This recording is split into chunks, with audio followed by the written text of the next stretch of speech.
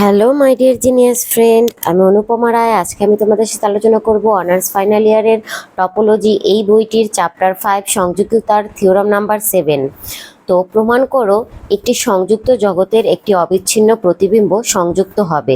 আমাদেরকে প্রমাণ করতে হবে একটি সংযুক্ত জগতের একটি অবিচ্ছিন্ন যে প্রতিবিম্ব আছে সেইটাও সংযুক্ত হবে। তো এটা প্রমাণ করার জন্য আমাদেরকে প্রথমে এক্সটি একটি সংযুক্ত জগৎ ধরে নিতে হবে।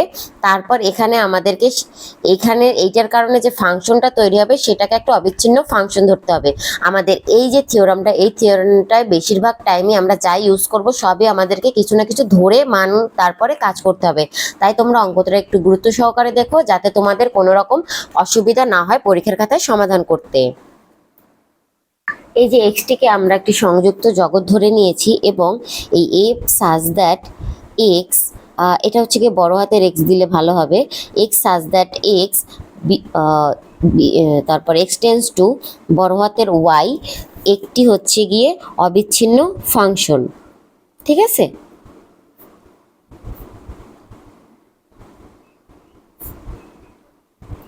এইটা ধরার পর এবার আমরা আবার ধরবো এফ অফ এক্স, যে ফাংশনটা হবে সেটা ইকুয়াল টু আমরা জেড ধরবো। ঠিক আছে? আবার F of x equal two, এখানে ধরি লিখে নিই, F of x equal to Z, এবং আমাদের আর একটা জগৎ ধরতে হবে উপজগৎ, যেটা এক্স ওয়াই এর উপজগৎ, সেটা হচ্ছে Y are you.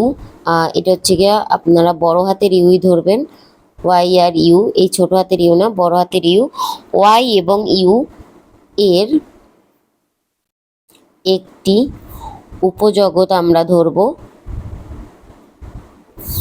Z R W. ঠিক আছে? তাহলে আমরা লিখতে পারি, তাহলে f such that x extends to z, আর জেড এর একটি সাবসেট বা উপসেট হবে গিয়ে ওয়াই। বুঝতে পেরেছ? তো এইটুকু আমরা ধরে নিয়ে অঙ্কটাকে করব। তো এরপরে আমরা লিখব এই যে এইটা, এই সাবজেক্ট যে ধরলাম আমরা, এইটা একটি অবিচ্ছিন্ন ফাংশন।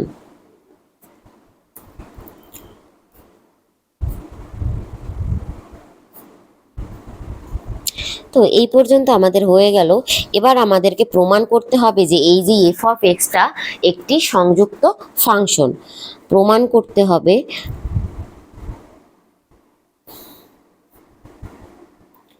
এফ অফ এক্স একটি সংযুক্ত ফাংশন। তো এফ অফ এক্সকে সংযুক্ত প্রমাণ করার জন্য আমরা এখানে বিপরীত ক্রমে অঙ্কটাকে প্রমাণ করব। সেটা হচ্ছে গিয়ে এফ অফ এক্সকে যদি আমরা অসংযুক্ত বা সংযুক্ত নয় এইটা প্রমাণ করতে পারি, তাহলে আমাদের এফ অফ এক্স যে একটি সংযুক্ত ফাংশন সেটা প্রমাণ করতে হবে। আমরা না বোধক দিয়ে হ্যাঁ বোধকে আসব। সেজন্য আমরা লিখে নেব, যদি সম্ভব হয় ধরি এফ অফ এক্স সংযুক্ত নয়, যেটা একটু আগেই আমরা বললাম, অর্থাৎ এফ অফ এক্স অসংযুক্ত। ঠিক আছে? তো এইটা প্রমাণ করার পর এবার আমরা যে মানগুলো ধরে আগাবো তোমরা সেটা একটু গুরুত্ব সহকারে দেখবে, তাহলে তোমাদের অঙ্কটা একদম ইজি হয়ে যাবে। এই এফ অফ এক্স এর ফাংশনের দুইটি এলিমেন্ট ধরো জি আর এইচ। এই জি আর এইচটাকে আমরা ইউনিয়ন করলে বা জি ইউনিয়ন এইচ হলো এফ অফ এক্স এর, f of x equal to z এর অসংযুক্ত। ঠিক আছে? যদি এই g comma h not equal to ফাঁকা সেট হয়, মানে যদি g comma h not equal to ফাঁকা সেট হয়, তাহলে g comma h belongs to W হবে। মানে যখন জি কমা এইচ এর মান ফাঁকা সেট হবে না, তখন জি কমা এইচ এর সকল মান ডব্লু এর ভিতরে অবস্থান করবে। এখানে যে আমাদের উপজগৎ ডব্লু ছিল, এই ডব্লু এর ভিতরে জি আর এইচ এর মান অবস্থান করবে। আর জি আর এইচ এর মান তোমার ডব্লু এর ভিতরে অবস্থান করার জন্য আমরা এখানে লিখতে পারি জি ইউনিয়ন না লিখে জি ইন্টারসেকশন এইচ ইকুয়াল টু ফাঁকা সেট হবে। মানে জি আর এইচ এর কমন মান হলো ফাঁকা সেট। ঠিক আছে? এবার আমরা আবার লিখব এবং জি ইউনিয়ন এইচ হলো এফ অফ এক্স, মানে জি ইউনিয়ন এইচ ইকুয়াল টু হলো এফ অফ এক্স। তাহলে আমরা এটাকে যদি ইনভার্স করে দিই, মানে এফ অফ এক্সকে যদি ইনভার্স করি, এফ অফ এক্স ইনভার্স 1, আর যদি এখানে আমরা জি দেই, এটা কিন্তু জি, ঠিক আছে। তো জি নট ইকুয়াল হবে গিয়ে ফাঁকা সেট, আর হচ্ছে গিয়া তোমার এইখানে আমরা লিখব এইচ ইনভার্স, যদি এইচ হয় সেটাও নট ইকুয়াল ফাঁকা সেট, কারণ জি আর এইচ দুটোই হচ্ছে গিয়া তোমার এফ অফ এক্স এর ভিতরে অসংযুক্ত, যার কারণে যদি এফ ইনভার্স জি তোমার হলো গিয়ে ফাঁকা সেট হয়, তাহলে এফ ইনভার্স এইচও হবে কি ফাঁকা সেট। ঠিক আছে, মানে একটা হইলে অপরটা অটোমেটিক ভাবে তোমার এখানে প্রমাণ হয়ে যাবে। পর্যন্ত বুঝতে অসুবিধা না থাকলে আমরা চলে যাব এবার পরবর্তী ধাপে, যেখানে আমাদেরকে এই এফ ইনভার্স টোটালটাকে করতে হবে। ঠিক আছে, আবার দিয়ে আমরা করব F inverse g union H equal to f inverse ফাঁকা সেট।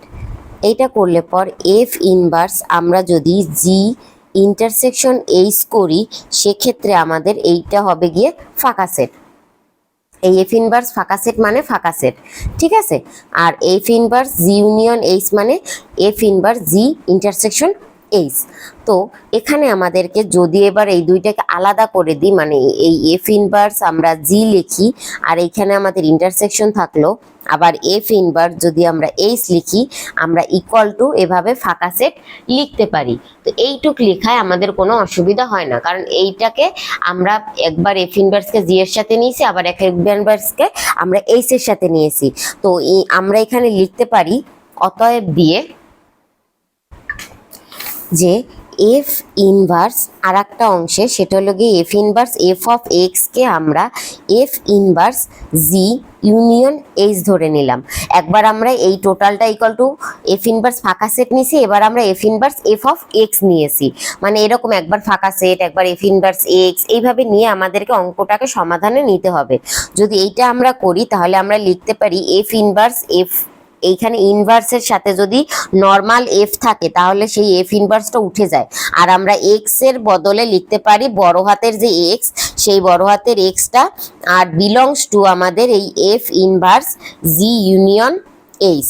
তো যদি তোমার এক্স এর সকল মান এই F inverse g union H এর মধ্যে বিলংস করে, তাহলে এফ সাবসেট আমরা তোমার লিখতে পারবো এইটাকে। তো এইটা সাবসেট লেখার আগে আমরা এটাকে একটু ভেঙে নিব, মানে এফ ইনভার্স জি নিয়ে নেব, আবার এফ ইনভার্স এইচ নিয়ে নেব। এবার আমরা এইটাকে লিখতে পারি যে সকল বিলংস টু এর মান আমরা সাবসেট হিসেবে লিখতে পারি। তোমার অতএব দিয়ে আমরা লিখব এক্স এর সাবসেট হলো F inverse g union f inverse H. আমরা যে বিলংস টু ফাঁকা সেট, বিলংস টুর মানটাকেই আবার সাবসেট বা উপসেট লিখতে পারি, এটা আমরা পূর্বের বিভিন্ন অঙ্কেই জেনেছি। তো সেই ক্ষেত্রে আমরা এইটাকে লিখে নিলাম। এবার আমরা তোমার এইটাকে সমীকরণ নাম্বার 1 দিয়ে নেব। সমীকরণ নাম্বার 1 দিয়ে আমরা লিখব যে কিন্তু যদি এফ ইনভার্স এইটা এফ ইনভার্সের এই ডান পাশের মানটা সাবসেট এইটা হয়, আমরা এটা লিখে নিই একটু, তাহলে তোমাদের বুঝতে সুবিধা হবে আমার মুখে বলার থেকে। F inverse g union f inverse h subset যদি এক্স হয়, যেখানে সকল জি আর এইচ এর মান তোমার কিসের ভিতর বিলংস করে, জেড এর ভিতর। এইচ আর সকল মান আমাদের এ জি কমা এইচ তোমার সাবসেট আমরা লিখতে পারি তোমার জেড, আমাদের যে ওইখানে যে জেড ধরছিলাম না সেই জেডটাকে। ঠিক আছে, আমাদের এই সমীকরণটা 1 নাম্বার এবং এইটা 2 নাম্বার হলে 1 ও 2 নং হতে আমরা লিখতে পারি, 2 নং হতে এই যে x equal two inverse g union inverse H. তাহলে জি ও এইচ হলো এফ অফ এক্স এর একটি খোলা সেট। আমরা যেহেতু এটাকে বদ্ধ প্রমাণ করতে পেরেছি, তাহলে আমরা এটাকে খোলা সেটও লিখতে পারবো। ঠিক আছে, হলো এফ অফ এক্স এর খোলা সেট।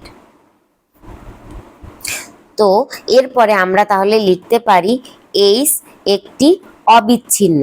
খোলা সেট হলে আমরা সেইটাকে অবিচ্ছিন্ন লিখতে পারবো। তাহলে আমরা আবার লিখতে পারি এখানে এফ ইনভার্স জি, এটা জি, আর কমা এফ ইনভার্স এইচ হলো আমাদের যে এক্স ছিল, এক্স এর যে এক্স এর জন্য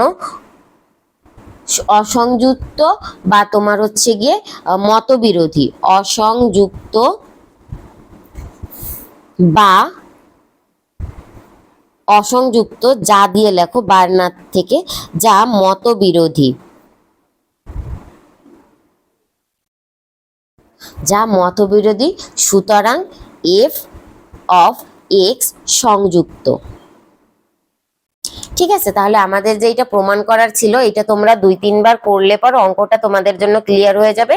এখানেই আমরা আজকের মতো অঙ্কটাকে শেষ করছি। দেখা হবে পরবর্তী কোনো ভিডিওতে। তোমরা সবার জন্য বেস্ট অফ লাক রইলো।